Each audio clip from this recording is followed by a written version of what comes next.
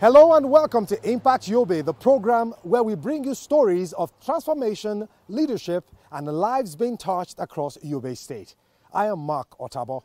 In today's episode, we'll explore the scale of ambitious project, hear from the Commissioner for Housing and Urban Development, and see how house projects are not just walls and roofs, but symbols of a government working for its people.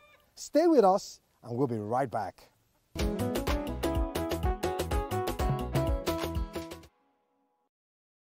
The Yobe State government has commended the distribution of 50,000 bags of assorted grains to vulnerable individuals and groups across the 17 local government areas of the state. The initiative led by Governor Buni aims to cushion the impact of food insecurity and economic hardship on the most affected communities. Michael Oshoma reports. This lineup of trucks contain assorted grains ready to take off to all the 17 local government areas. The items are for individuals and households who are most indigent across the states. In attendance are traditional rulers, development partners, politicians, amongst others. This moment is not merely In his address, the Executive Secretary of YOSEMA appreciates Governor Buni for his relentless support in making the program a reality. Again, demonstrated foresight and empathy by approving this large-scale intervention to ensure that no family goes hungry among the most vulnerable.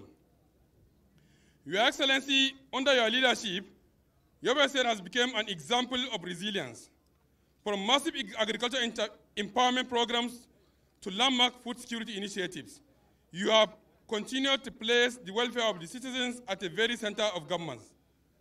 The distribution of 50,000 bags of grains today reinforces your commitment to food as a right, not as a privilege, and further cements Yobe's place as a model of responsive and inclusive governance in Nigeria, in line with the vision and the renewed hope food security agenda of Excellency President Bola Ahmed Tinubu, GCFR.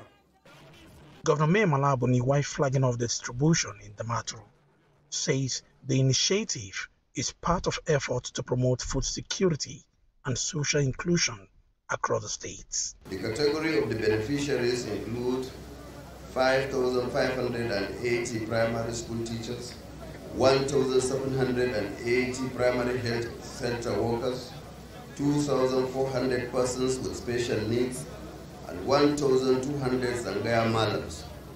Others include 2,000 junior Okada civil servants, 2,000 staff of tertiary institutions, 600 staff of teaching and specialist hospitals, and 25,500 vulnerable persons across the 17 local government areas.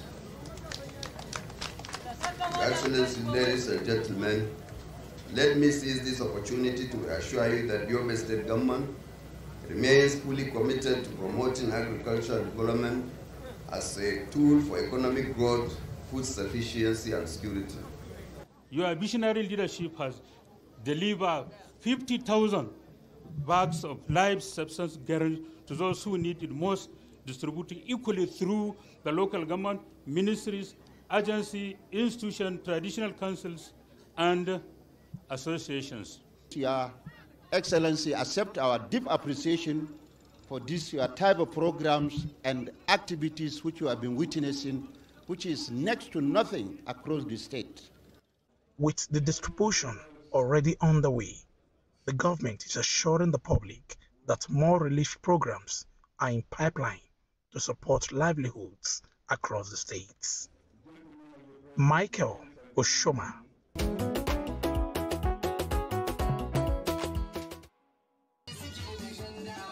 The Yobe State Governor, Buni, has reaffirmed his administration's commitment to making security of lives and property a top priority. Speaking in Damaturu at the commissioning of 47 four-wheel drive vehicles and 50 motorcycles for security agencies, Governor Buni says the gesture is part of government's efforts to strengthen security operations across the state.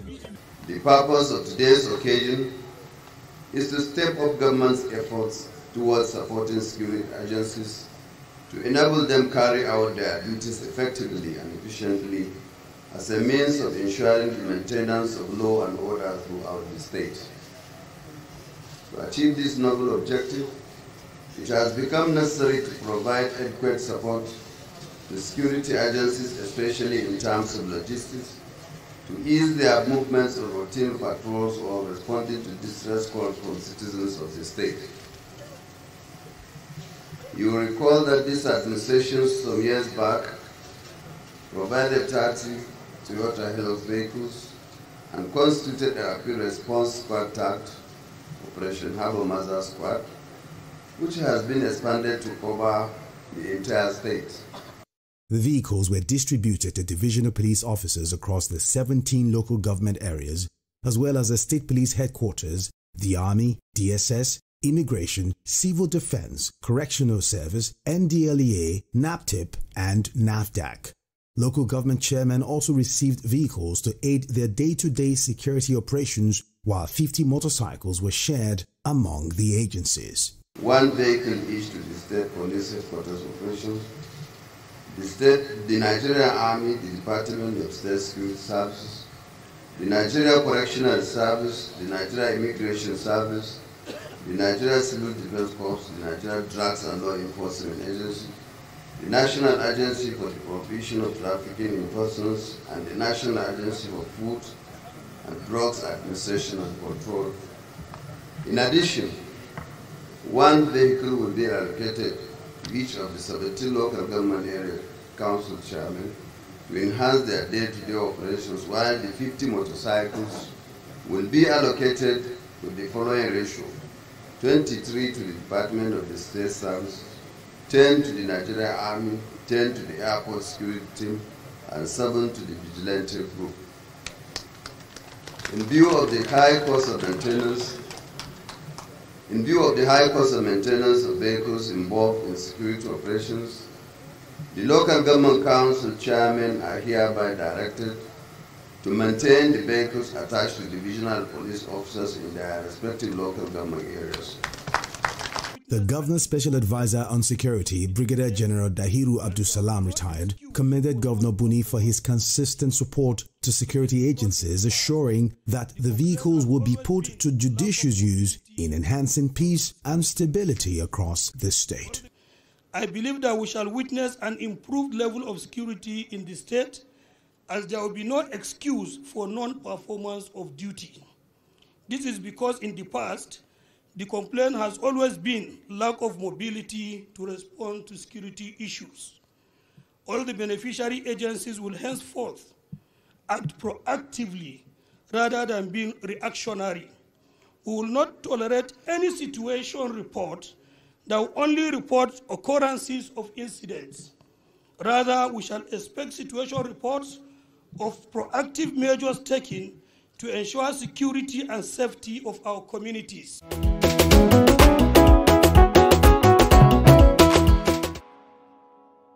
Hello and welcome to Impact Yobe. Today, we are at the Ministry of Housing and Urban Development. As a matter of fact, I'll be speaking with the youngest commissioner in the cabinet of His Excellency, Mai Mala Buni. He's none other but Honorable Architect Ahmed Buba. It is good to have you on the show. Thank you for having me. Thank you for coming. And as a matter of fact, we meet again. Yes, for the last time. Yeah. But before we begin proper, I want to say congratulations on your 176 houses purchased by the Yobe state government from the federal government, ranging above 2 billion. Can you walk us through that massive project quickly?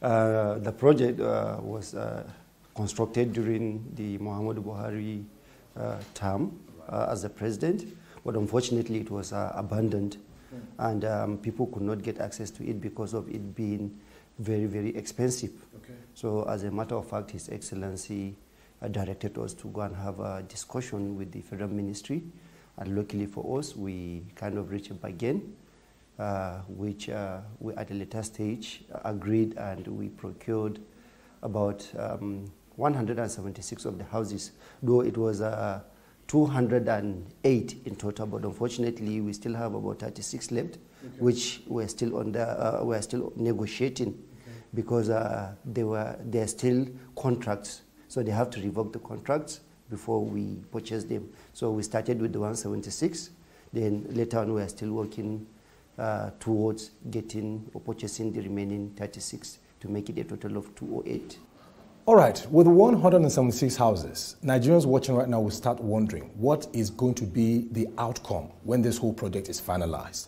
Why I'm asking this question is because Nigerians are always very keen to know what happens when projects like this come into play. Because the argument always is this project revolves around the high class and it doesn't get to the end user. People who cannot afford it per se might not get access to it. So what exactly are we looking at with the framework of these purchased houses? Yes, I would say I have two answers for that. Okay. One, yes, I know there is this concern about people thinking that most of these houses are being given to the people at the level at the top. But unfortunately, that is not the case in Yobe. Okay. Let me start with the procured houses. The intention was to give it out to people to address housing deficits in the state. Okay. Since the coming of His Excellency on board, I would say that, and I can even brag anywhere I've been to, no government since the creation of Yobe State has built 2,350 housing at a go. He did that, and the good thing of it is that each and every local government, the 17 local governments we have benefited from that. All the 17 local governments we've built ranging from 50, 20. The houses were built across all the 17 local governments. That is not even enough. So the reason, as I said earlier, why we are purchasing that one is to at least address the housing deficit that we have in the state. Okay. So the intention is we are also going to allocate it across MDAs and across individuals. And it's even too much for it to be shared at the top level. All right, can you take us through the mortgage plan of what if it looks like in case people want to buy? What is the process that has been instituted to allow for easy payment? Is there a mortgage plan for it? Like, okay, you're going to pay an amount for the length of 30 years, 20 years. Do you have a framework ready for such acquisition? Yes, there is. As usual, I'm talking from the first experience we had. Okay. As I said, the 2,350 houses. The plan is one. Okay. If you're a civil servant, it will be deducted from your salary. Okay. There's a certain percentage that would be deducted from your salary. Right. Then if you are not a civil servant, a plan is given of payment up to 15 years. So gradually we pay 15 years, which is very, very affordable to quite a lot of people. So the plan is there, and we're also using the same method. If you want to offset your payment, you can pay it upfront. Okay. So, and I don't know, from the first scheme we have, His Excellency at some point even end up giving 50% discount to people to make them kind of afford it and to give them ease in buying the houses. So I don't know if he would apply the same, but even with that, I believe people will be able to afford it. Honorable Commissioner, can you give us an overview, give us a broad explanation of your current state of housing and urban development?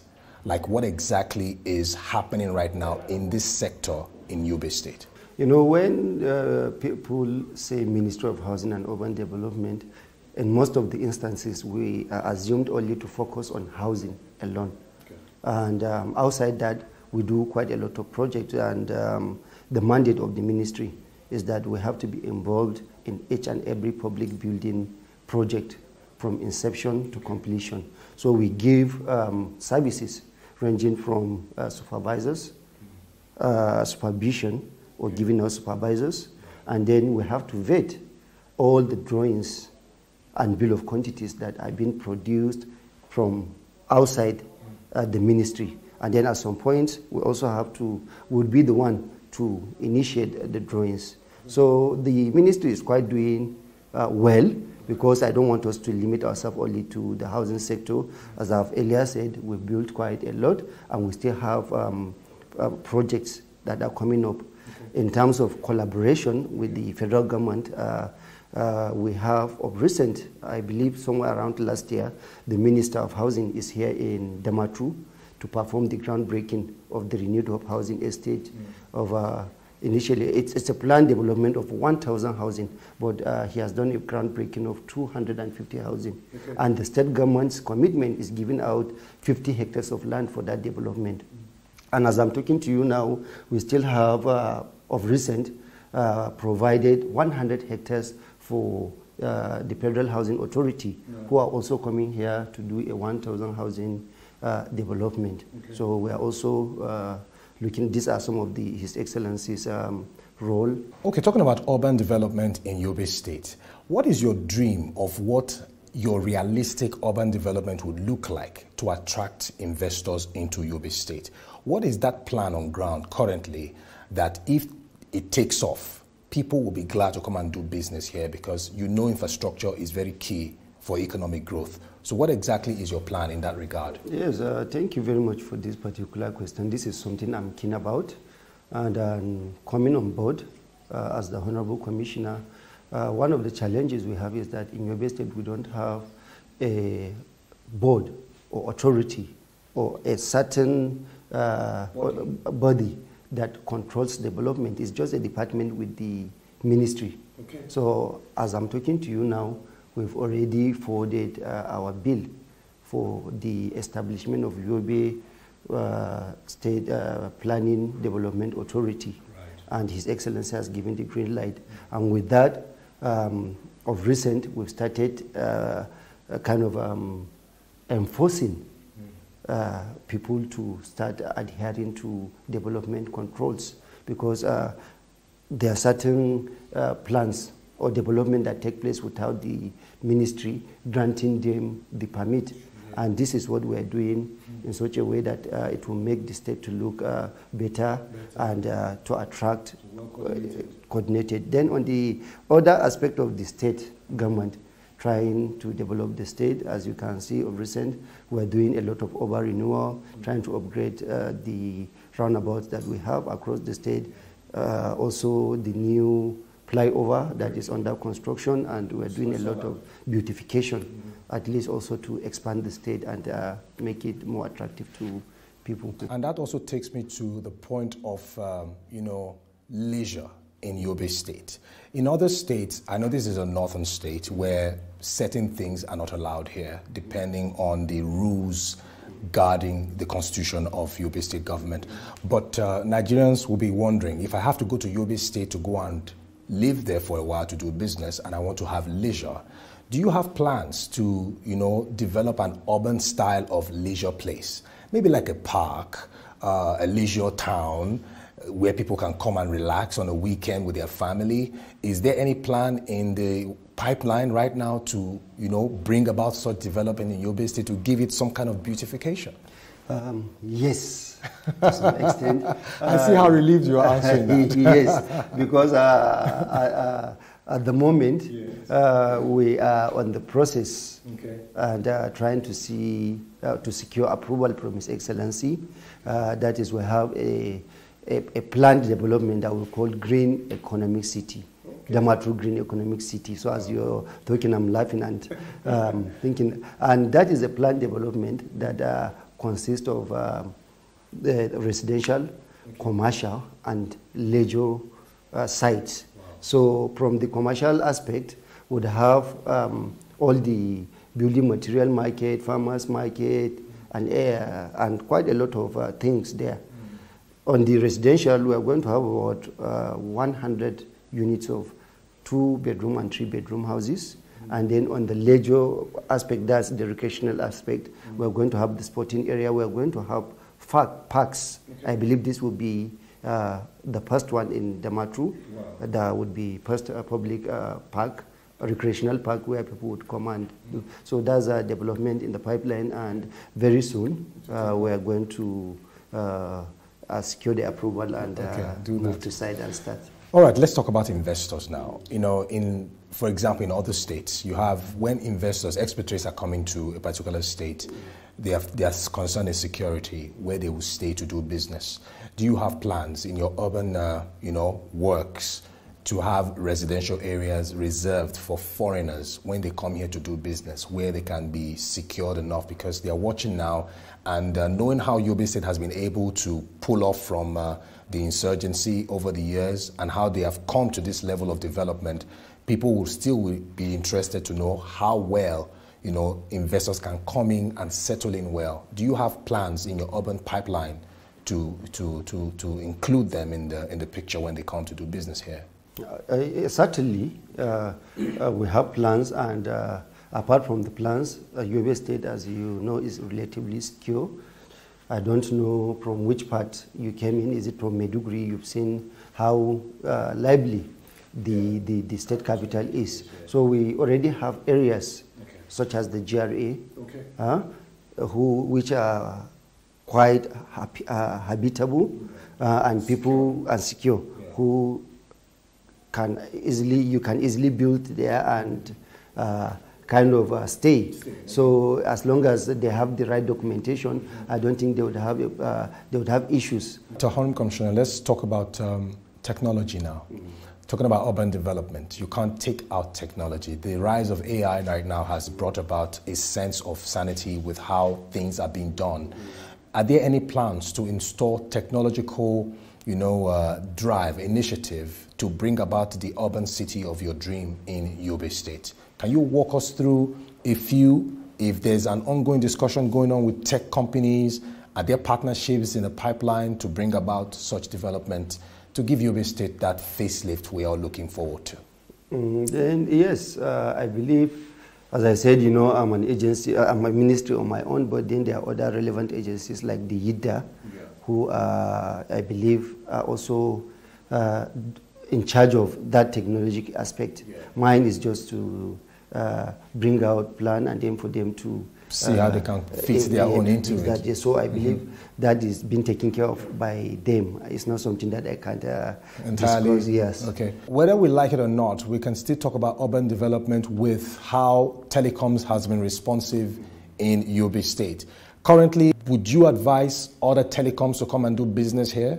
Because I recall some people would complain and say most of their networks are not so vibrant in the state. It's an urban city. So you are the Honorable Commissioner. Do you have plans to, strike collaborations with other tech companies to come here and give us mobile services in case other people are complaining of mobile services that can bring about sanity in the urban sector? Yeah, I believe when you go around the 6 urban areas that we have, which is Damaturu, Gujiba, Gaidam, Patiskum, Gashua, and Guru. These are the 6 urban areas we have local governments.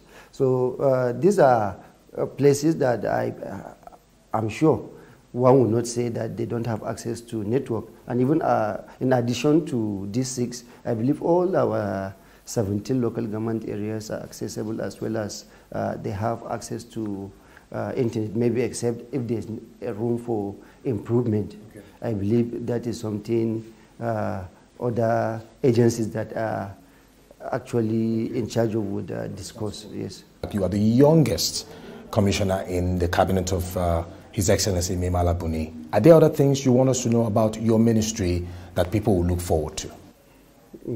Yes, thank you very much. There's quite a lot, though we have limited time to discuss. Although in the process of our discussion, I've said quite a lot of them. I don't know if it is important to mention. As you can see, we are in this office is a temporary rented apartment of recent. His Excellency has granted us an approval of building our new office site, which has reached a significant level, and hopefully by the end of this year, we are moving there. So I have to appreciate him for that. Okay. And quite a number of things he has assisted in terms of employment. Of recent, I've requested for the employment of professionals. These gaps were created as a result of retirement, death, and other things. So he has equally granted us that approval, and we've employed quite a number of staff. And our role extends beyond the housing projects that people think. So we've been involved in quite a number of projects that are being handled by quite almost every MDA, I would say. Okay. So that is something to be proud of. I see you all the time, and I see a man who is very determined to make it happen for Yobe State government. And talking about height is because people see you sit down. You're a very tall man. And what sports did you engage in when you were growing up? What was that sport you were so active about?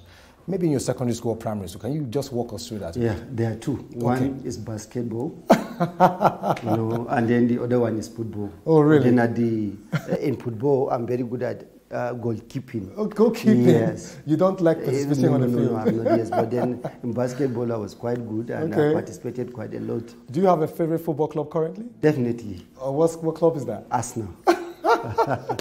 Arsenal Football Club. Yes. All right, then, before I let you go finally, and are there other fun things you do to relax apart from work?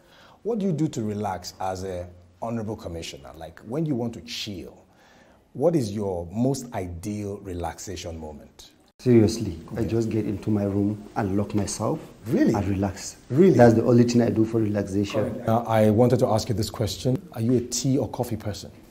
I'm a morning person, but I'm none when it comes to tea or coffee. I'm a water person. You're a water person? Yeah. All right. Thank you very much. It's been a wonderful time talking to you. Thank you for giving us all the overview. All right. Thank you very much. You heard it from the horse's mouth. Of course, the youngest commissioner in the cabinet of His Excellency, Buni, walking us through all the plans that housing and urban development has for Yobe State government. You heard about the Green City coming soon, talking about leisure for those of us who might be coming to Yobe State to come and settle. That is also another area you might be looking for.